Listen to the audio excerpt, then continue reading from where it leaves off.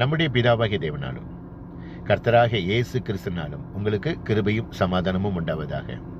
இன்றைக்கு நம்ம என்ன தியானிக்க போறோம்னா, மாரநாதா, இதோ கர்த்தர் வருகிறார். இதை குறித்து தான் வேத வசனத்தின் அடிப்படையில் இன்றைக்கு நான் உங்களோட தியானிக்க போறேன். மத்தேயு 24வது அதிகாரத்தில் சீசர்கள் கேட்குறாங்க, ஆண்டவரே, உம்முடைய வருகைக்கும் உலகத்தின் முடிவுக்கும் அடையாளம் என்ன?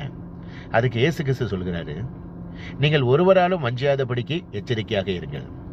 ஏனெனில் அநேகர் என் நாமத்தை தரித்து கொண்டு நானே கிறிஸ்து என்று சொல்லி அநேகரை வஞ்சிப்பார்கள். யுத்தங்களின் செய்திகளையும் கேள்விப்படுவீர்கள், ஆனாலும் கலங்காதபடி எச்சரிக்கையாக இருங்கள். இவைகள் எல்லாம் சம்பவிக்க வேண்டியதே, ஆனாலும் உடனே முடிவு வராது. ஜனத்துக்கு விரோதமாக ஜனமும் ராஜ்யத்துக்கு விரோதமாக ராஜ்யமும் எழும்பும்.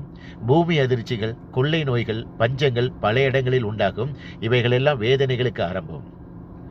உங்களை உபத்திரவங்களுக்கு ஒப்பு கொடுத்து உங்களை கொலை செய்வார்கள்.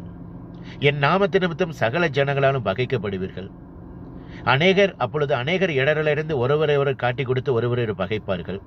அக்கிரமம் மிகுதியாவதினால் அநேகருடைய அன்பு தணிந்து போம்.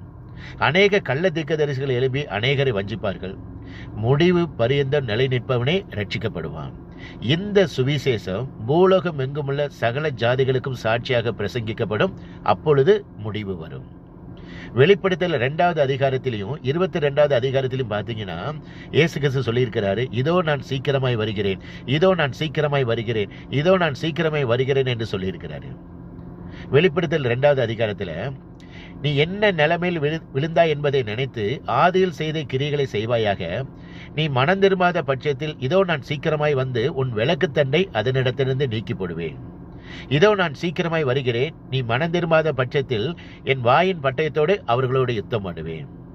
இதோ நான் சீக்கிரமாய் வருகிறேன். உனக்குள்ள ஜீவகிரீடத்தை பிடித்து ஒருவரும் எடுத்துக்கொள்ளாதபடிக்கு உனக்குள்ளதை பற்றி கொண்டிரு.